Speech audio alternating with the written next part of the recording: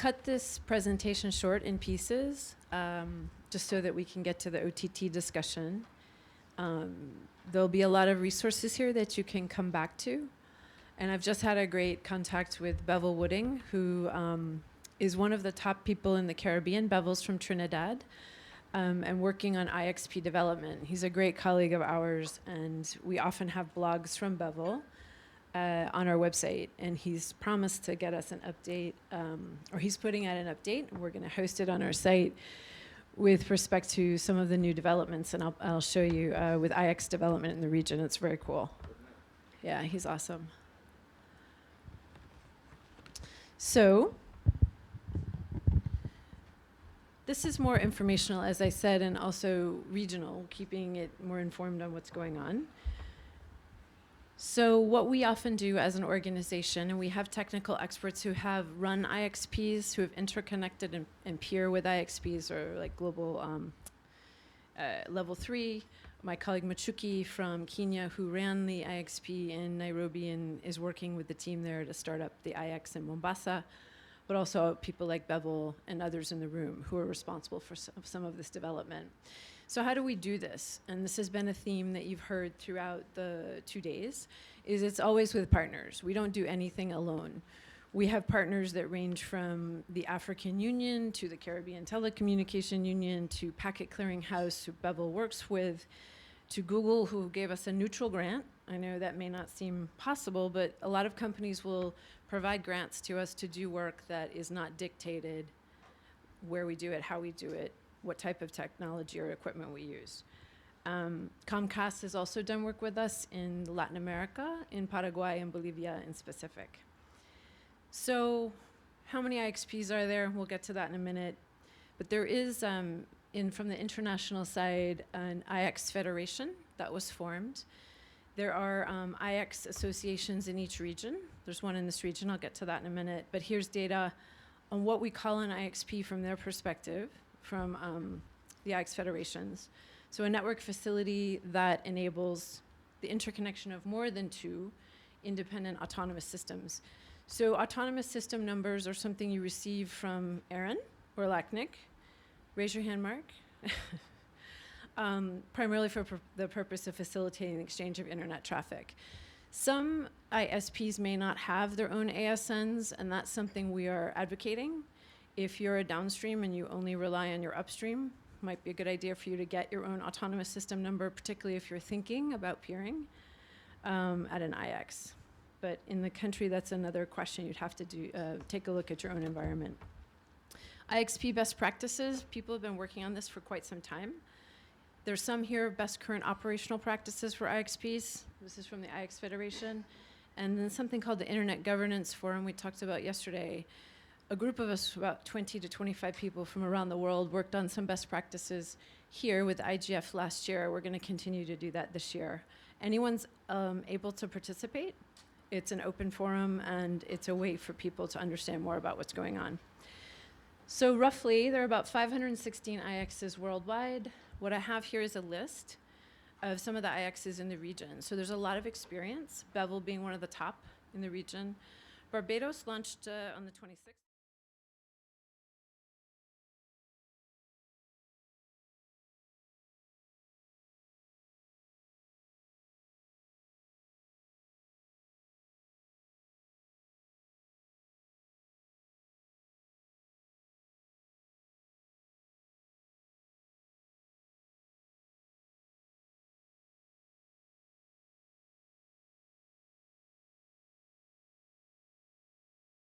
Only thing that kept the traffic running.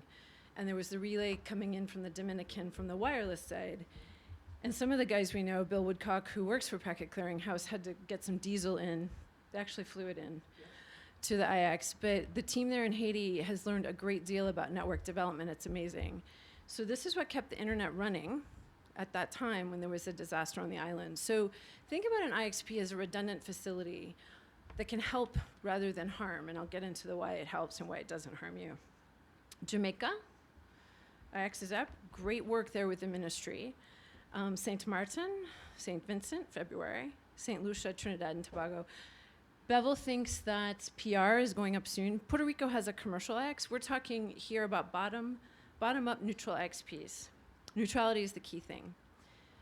Other things that can help with network development, and I'm getting to peering in a minute, you have a great regional association, a network operator group called Caribnog. That meeting is coming up. Jamaica.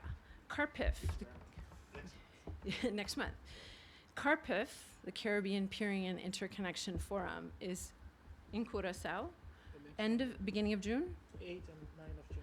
8, 9 June. Sherna knows more about it than I do. This is a partnership with Packet Clearinghouse and ISOC as well, with the Caribbean Peering Forum.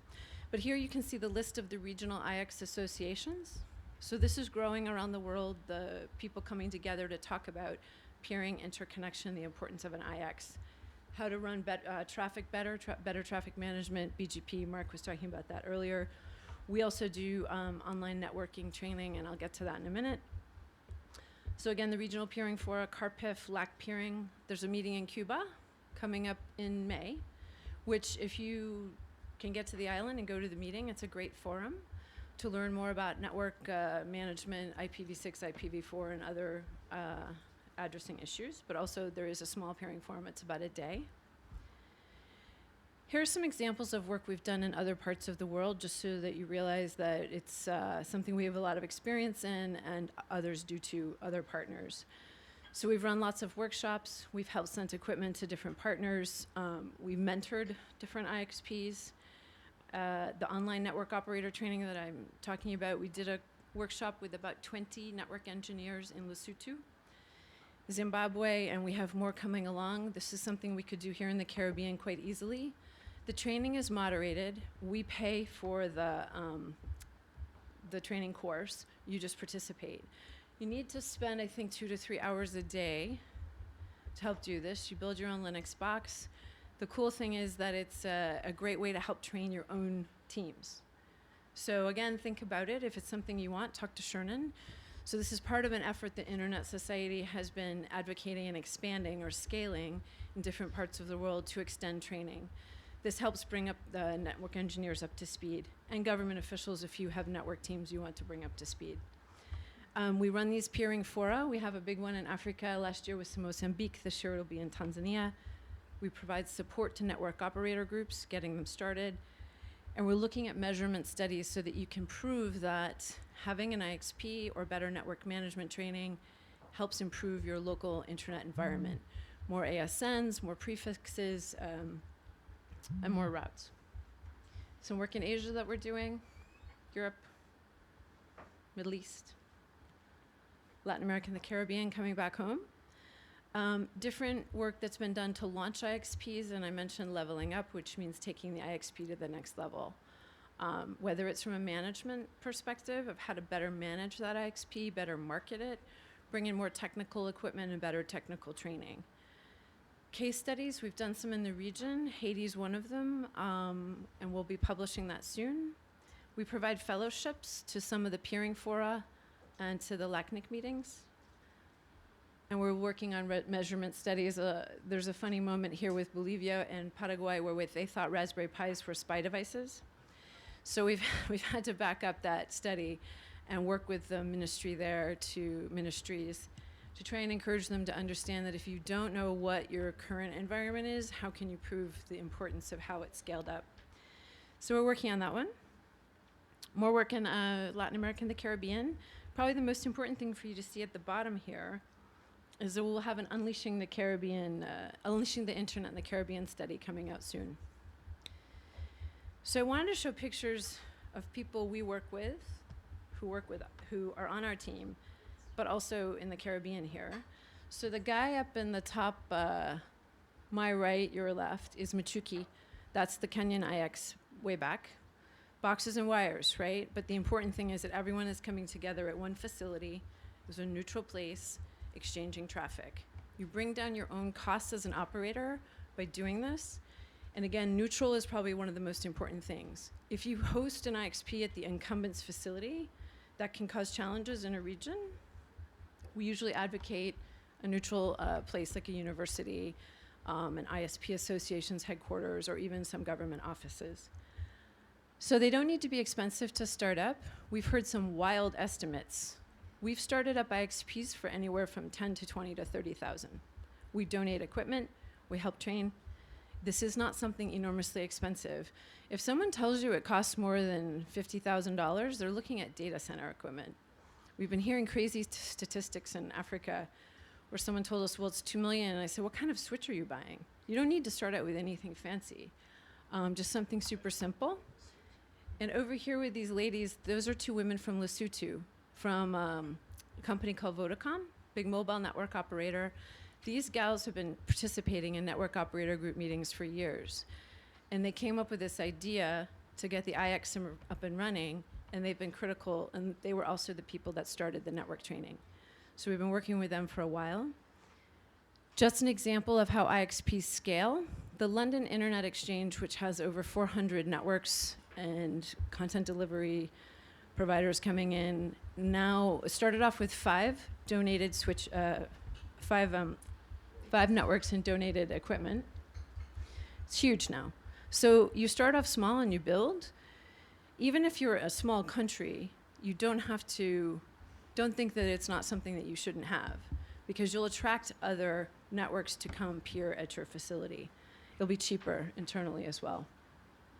In Jamaica, again, ministry, we worked closely with the ministry a little bit, but that was also Packet Clearinghouse. Same with Trinidad. That was the key work where the regulator helped facilitate that and really helped encourage it, to use a different word. We're doing some route analysis studies in different regions. This is something we could think about with Packet Clearinghouse. They do a lot of analyses as well. This helps you prove, as ministry or regulators, what the internet can do. As Carlton has said, economic development is dependent now on your technical development as a country. So this is the connecting, the whatever you want to connect in your country. I think it's a little odd to say connecting the next billion when you're in a region where you're talking 10 to 20 to 30 to 40 to 50 or 250,000, right, across the region. So let's think of what's reasonable and what you want to do in the country. Do you want to connect schools? Do you want cheaper, better traffic? Do you want redundant facilities if the subcable goes down? Because with an IXP, you can still communicate across the island. So if the cable goes down, you don't have to rely on your traffic being hauled, long haul back in from Miami. Because I'm assuming most of the networks go through Miami or Orlando. Why do you have traffic graphs? This is obviously to show growth. In Grenada, when they put the IX in, they went from 10 megs of traffic to 30 in about a day. So there's latent demand in many countries for content. And this is getting to OTT later. But this is the game of the future, is carrying content, and your customers want it. So what are you going to do? If you're peering at the IXP, you can move some of that content faster. If you're a small internet service provider, or just a small network, much easier to connect with everyone in one space. You don't have to negotiate 15 different agreements or 4 different agreements or 5. If you're an incumbent, you are not going to lose traffic. P.S. A lot of people say, oh gosh, we don't want the IXP, it's bad, it's bad. Who's it bad for? The development of the island? No, it's good for the island, right? So bear that in mind. We've heard across the world. Papua New Guinea is a country we're working with, which is an island nation in the Pacific. Same thing. Digicel's there as well. We're working closely with them. I know Digicel peers in St. Lucia, pretty sure. What about Jamaica, yeah? Yeah. So, yeah, which is good, which it helps Digicel's network. You want to have access to other networks fast. And if you can do it in one switching facility, it's great. Byproduct of the IXP is that your technical experts get better at what they do. Because if you're advertising the entire routing table to other networks, not a good thing. We found this in Nigeria, which is a huge environment as far as network traffic is concerned. They came to us and said, we really need your help. And Google and Akamai came up behind them and said, please help them. Because there were certain ISP managers and traffic coordinators who were sending the entire routing table to their partners. If you do that, you completely bog down your networks. So do you want to be a better network manager? Get that traffic out, move it as fast as you can. This is something to think about, and it's helpful. It's part of a community multiplier effect, as I was mentioning from the local technical expert. It strengthens your local internet infrastructure. It can help a network operator group develop. There are mentoring opportunities. There was one technician in the room who was telling me they wire a school, and I said, do you have like a program for kids where they can learn how to learn network management? Just learn the basics. Obviously, you probably have some computing classes, but this could be a great opportunity where some of you are senior network managers to have kids brought along, because you are going to be looking at an information economy. I mean, you have a lot of tourism here. Your Wi-Fi networks must be ready to burst when they come visit, right? Because before they brought one mobile phone, now they've got 3 or 4. They've got an iPad, as we were saying before, and computers. So your IP address allocation has jumped. Your networks are a bit more congested. So what do you do? And this is something to think about from both an economic, your tourism side, and your banking side, as I mentioned earlier. Also, when large content delivery networks know that you've got an IX, they often want to peer there.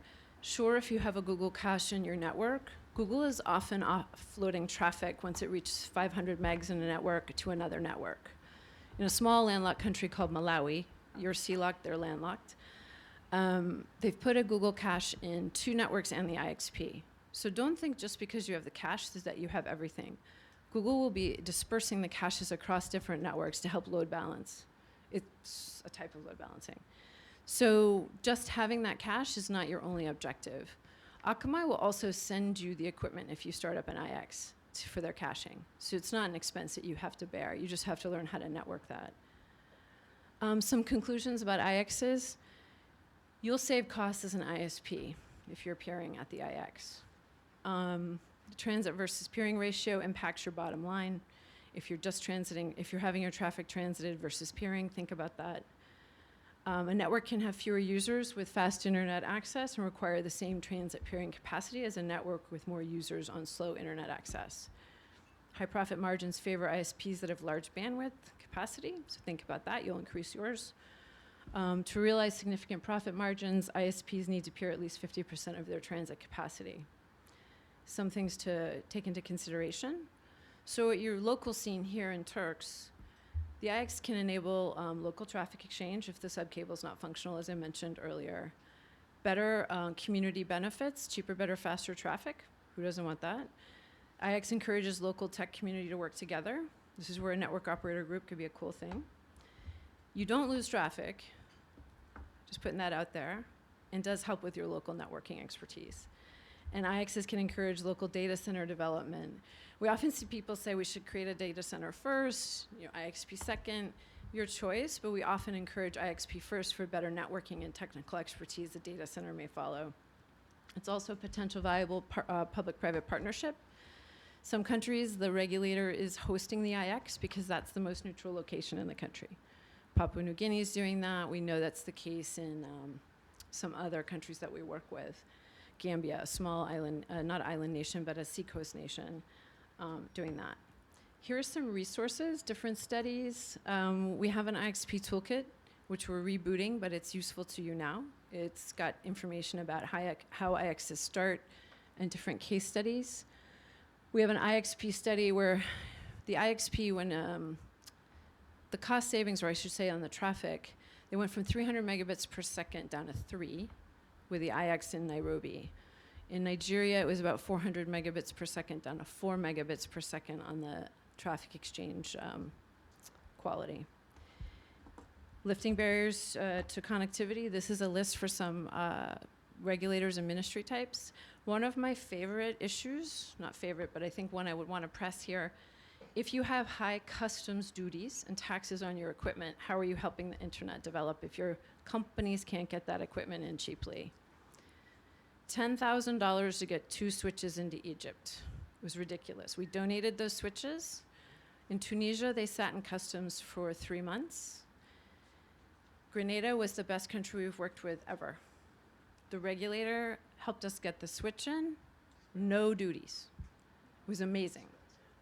I love those guys. It was so funny. They're like, Jane, don't worry, just send it down, we'll get it in. It was perfect because in some Caribbean nations, they've decided to take the duties off.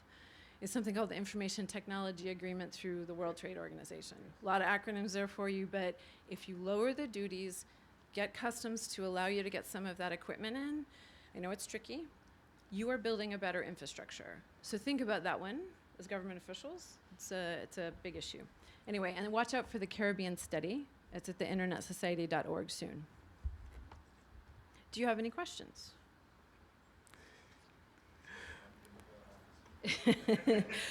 Well, the key thing is for the community to decide that it's a good idea. So if you have a top-down approach, it can strangle it.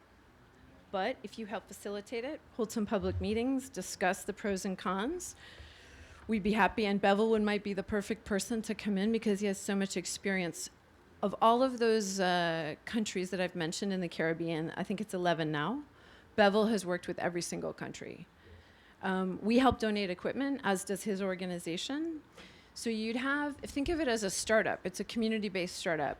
You need someone to help run it, administer it, which is easy train the trainer kind of thing, and Bevel's brilliant with that. Carlton also could give some recommendations for folks. It's bringing the network operators together, or the different, I should say, networks, because banks, key. In Malawi, the banks were running their traffic over the IX because it's more consistent than the ISPs, that some of the incumbent that they were working with. Different situation here, you have good tech experts, but you can only improve that technical community. But if everyone agrees, the important thing is that everyone agrees on the neutral space. Because if some don't agree, then it's going to be tricky to get them there. But you will find that people start to join, you need at least 3 networks, right? That could be a government network, it could be a bank's network, it can be ISP, mobile, whatever you've got as far as traffic exchange, or just traffic that's being run and exchanging of it. And so it's a good thing to think about. And just talk to people like us in Bevel. We can help it, make it happen. Thank you, Jane. Are there questions? Mark?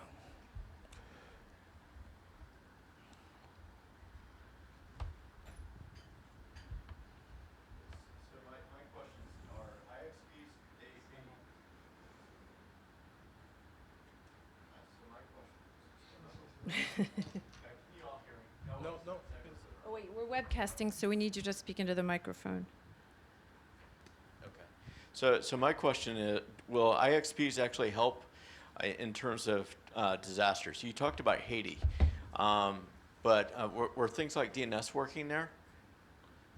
That I don't know. Traffic was being exchanged, but I'm Okay. not sure about DNS. Okay, I think the answer is probably no. Yeah, exactly. So if you're, for example, whenever there's like a weather event in DC, one of the biggest sites that gets almost down right away is weather.com. Exactly. Everybody wants to see the weather and see when it's coming in. And so I imagine the same thing would go for almost any island, especially when a hurricane is coming. Yes. So where's the eye of the storm? Is it going to hit the island? And if so, how can I deal with this? And then afterwards, okay, where can I get water or whatever else, right? Right. So these things are if there was an exchange on island and you had like local DNS there, then things like that could be actually very useful. Yeah. Especially if the links are cut. That was number one. And number two, having things local on island means that others can't see your traffic if it stays local on island. Exactly, and this is a key point that Mark is raising. Just so that Canada, there's a great study that Bill Woodcock from Packet Clearinghouse did with another fellow about the Canadian Internet Exchange Point environment. And Canada has had a boost in IXP development, largely due to the fact that they were sending a lot of traffic to the United States from one ISP to another ISP versus inside Canada. Why would you do that? Well, it was cheaper to transit through the United States than it was to exchange and peer in Canada because there weren't IXPs. So they've had IXs develop in Toronto, Ottawa, Vancouver, Quebec, and there's a much stronger community now being built around that. And Aaron does a lot of work with the crew in Canada. The Toronto IX, Tor IX, they're running 100 gigs of traffic now. It's amazing. They have 2 POPs, actually on 2 different floors in the same data center. So it's something to think about, and you help grow your local economic wherewithal by the companies being able to exchange traffic faster. Also with your tourism industry, which is so strong, if you're looking for a way, or your cultural heritage, if you're looking for a way to preserve some of that information, keeping things local. But back to Mark's point, it's also a security issue. If you don't want your traffic exiting the island and keeping some of it local, that's great too. But other networks will want to peer and come in, and that's something not to discourage. Columbus came into Curaçao, which helped leverage a little bit of competitive pricing with the cable companies. So there are ways to take a look at this from your own environment and what it could help do. Sure. Just a comment for some information for the persons in this room. Earlier this year, we met with the carriers, the management, and the issue of ISPs came up, and they're all supportive of, getting that done. Oh, awesome. Okay. And that's where, as I said before, it takes a partner like the regulator or the ministry with the Internet Society or PCH to kind of push it on occasion, push the environment, but not to smother it, which is why it's great that you're thinking about bringing people together. I think the regulator has a very important role to act as a facilitator. And we have seen this in other cases as well. Yeah. I mean, in the first IXP in the Caribbean that was deployed in Curacao, and I recall I used to work at the regulator back then, and that was one of the projects that I was involved with. So I'm not saying that I did do it, but I was involved with that. So Take a little credit. and yes, of course. I mean, it's very important that the regulator acts as a facilitator with respect to these kind of things. And by doing that, I think we can achieve good things. And it's not the magic bullet, right? I'm not saying this is the only thing you should do, but it's part of that building up that technical environment. And also, we've just seen interesting things spin up from the IX, a lot more hosting again. Yes. I just want to commend Turks and Caicos for a way to do it. I want to tell you that IXP took off in the Eastern Caribbean because of the regulator, ECTEL, and they were very much interested in it. They understood it. You hear what happened in Grenada. The minister, Minister Dabreu, the Prime Minister himself, Prime Minister Mitchell, is very much interested in this issue. Dr. Spencer Thomas, who is the chairman of the NTRC down there. These are all people who worked full-time and face-to-face with this issue. If you need any kind of help in understanding what the issues are, I really would urge and recommend that you speak to them. They're just down the road from you. And I'm sure Spencer and Alvin would be very happy to answer all your questions, and the people, my friends at ECTEL. Okay, are there other questions for Jane? No? So let's thank Jane and Carlton. No, let's thank Jane for this presentation. Sure. You Well, and did, Carlton you too. did confuse me given that you were sitting here.